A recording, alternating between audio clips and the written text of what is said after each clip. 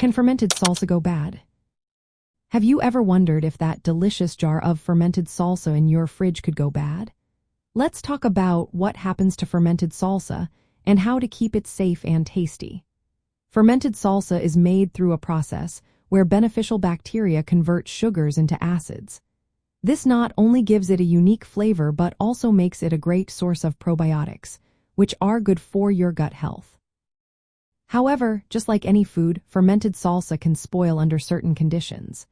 When stored properly, it can last for a couple of months.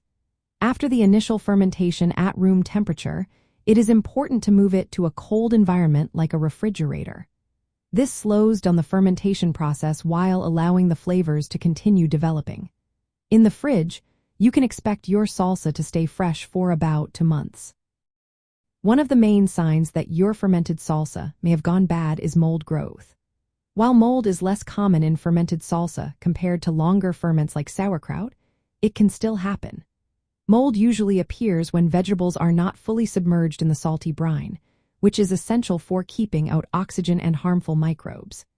If you see mold only on the surface, you can remove that layer and check if the rest looks and smells normal. However, if mold is present throughout, it is best to discard the salsa. Other signs of spoilage include off smells, unusual colors, or changes in texture. If your salsa starts to smell foul, feels slimy, or shows discoloration beyond what is typical for fermentation, it is time to throw it away. Consuming spoiled salsa can lead to foodborne illness, so it is better to be safe.